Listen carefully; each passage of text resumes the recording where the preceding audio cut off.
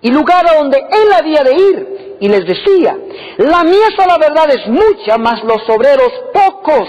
Por tanto, rogad al Señor de la mies que envíe obreros a su mies. Así que encontramos aquí en Lucas 10 que el Señor dice que sus obreros son aquellos que Él utiliza para llevar el Evangelio al mundo. En otras palabras, los obreros son los discípulos que Él ha tenido en diferentes edades, mientras el Evangelio es llevado al mundo.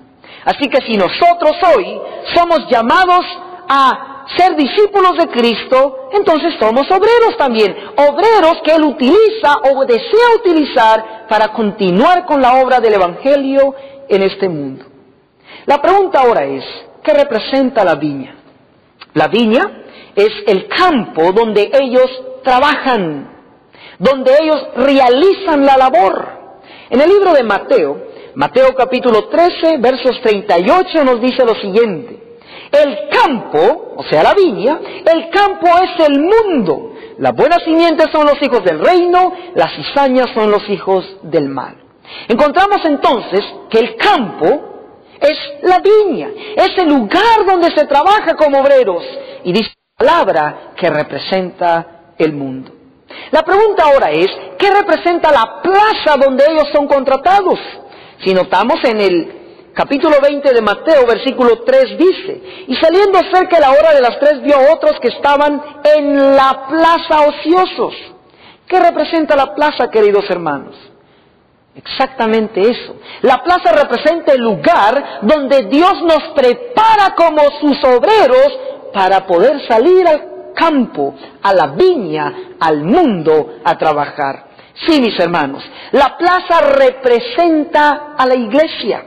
En Testimonios para la Iglesia, tomo 5, Testimonios para la Iglesia, tomo 5, en la página 189 en español y en inglés es la página 203. Dice lo siguiente: las siguientes palabras de Cristo se aplican a la iglesia. ¿Por qué estáis todo el día desocupados? Mateo 26. ¿Por qué no estáis ocupados en alguna tarea dentro de su viña? Vez tras vez Él os ha rogado, id también vosotros a la viña, y lo que sea justo, eso recibiréis. Pero este gentil llamado del cielo ha sido descuidado por la gran mayoría. ¿Qué encontramos en esta escritura? Encontramos que la inspiración dice que las palabras de Cristo, de Mateo, se aplican a la iglesia. Y según Mateo 20, ¿a quiénes dirigió estas palabras? Claro que sí, a los obreros que estaban en la plaza. Así que concluimos que la plaza representa a la iglesia.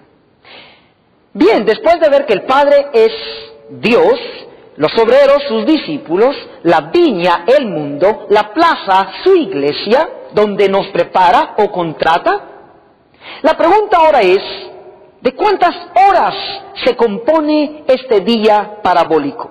En el libro de San Juan, capítulo 11, versículos 9 nos dice lo siguiente: respondió Jesús: ¿no tiene el día 12 horas? El que anduviere de día no tropieza, porque ve la luz de este mundo. ¿Cuántas horas dijo Jesús que tiene el día? Sí, mis hermanos, 12. 12 en el periodo de luz y 12 en el periodo de noche. Un total de 24 horas. Aquí vemos que Jesús se refería a que el día tiene 12 horas, sí tiene 12 el día con la luz como 12 de noche. Pero en Mateo 20 estamos tratando en el periodo de día. De hecho, la naturaleza nos muestra que los obreros no pueden trabajar en el campo a menos que haya sol, o sea, luz. Esto nos muestra, hermanos, de que es el periodo del día que Mateo 20 está tratando. Está tratando con las horas muy temprano por la mañana, la hora tercera, la hora sexta, la hora nona y finalmente la hora undécima. Con esto pasamos al siguiente punto. Nuevamente preguntamos: ¿cuántas llamadas de obreros encontramos en Mateo 20? Claro que sí. Hemos visto que hay 5 llamadas.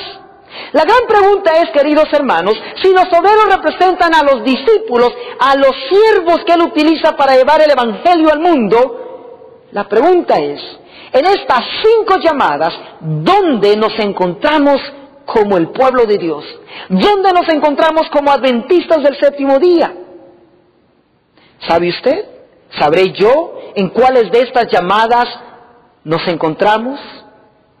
Eso es lo que vamos a estudiar. Y vamos a ver que el Señor tiene no solo algo mucho más grande para nosotros, sino quiere instruirnos a ver nuestra condición en este tiempo. Vamos a regresar a Mateo 20.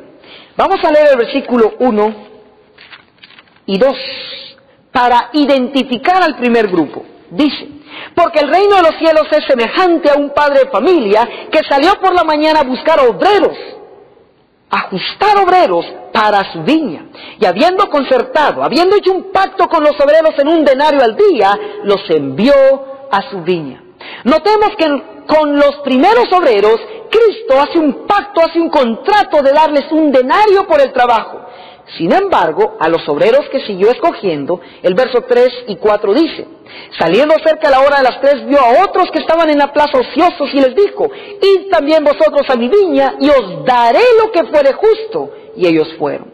Encontramos que los obreros de la primera hora, Dios hace un pacto, un contrato con ellos. Sin embargo, con los obreros de la hora tercera, sexta, nona y undécima, les promete darles lo que sea justo. En otras palabras, hermanos, con el primer grupo de obreros, Dios hizo un pacto, un contrato. Y el único pueblo que encontramos con quien Dios hizo este pacto es el pueblo de Israel. Sí, queridos hermanos, el primer grupo de obreros es el pueblo de Israel. En el libro de Éxodo capítulo 19, versículos 5 y 6, nos lo confirma. Dice así: ahora pues, si diereis oído mi voz y guardareis mi pacto, vosotros seréis mi especial tesoro sobre todos los pueblos, porque mía es toda la tierra. Y vosotros seréis mi reino de sacerdotes y gente santa. Estas son las palabras que dirás a los hijos de Israel. El Espíritu de Profecía lo confirma de la siguiente manera. Palabras de vida del Gran Maestro, página 330.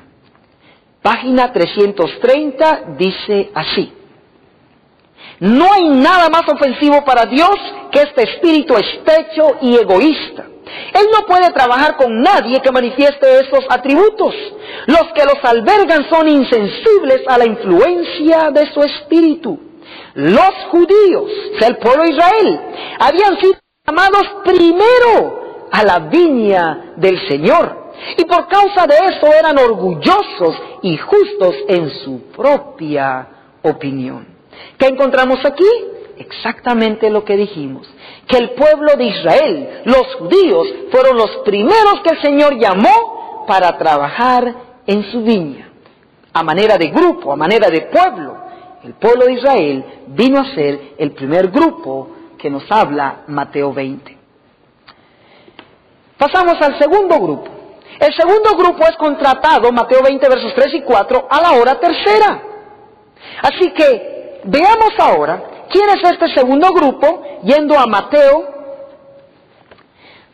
capítulo 20, versículos 3 y 4 dice: saliendo cerca de las horas de las 3, vio a otros que estaban en la plaza ociosos, a los cuales también dijo: vosotros id a mi viña y os daré lo que fuere justo. Y ellos fueron. Lo que tenemos que ver ahora aquí es lo siguiente, hermanos, que Dios llamó un grupo, fue el pueblo de Israel, ellos fueron fieles por un tiempo, pero finalmente encontramos que el primer grupo que Dios llamó terminó crucificando a Cristo. ¿Saben a qué hora lo hicieron? Vamos al libro de Marcos capítulo 15. Marcos capítulo 15 verso 25 dice: y era la hora de las 3 cuando le crucificaron. Notemos que Mateo 20 nos muestra que fue a la hora tercera, a la hora de las 3, que Cristo llama a un segundo grupo de obreros. Y notemos que Marcos 15, versos 25 dice que fue a la hora de las 3, la hora tercera, en que el pueblo de Israel, los judíos, crucificaron a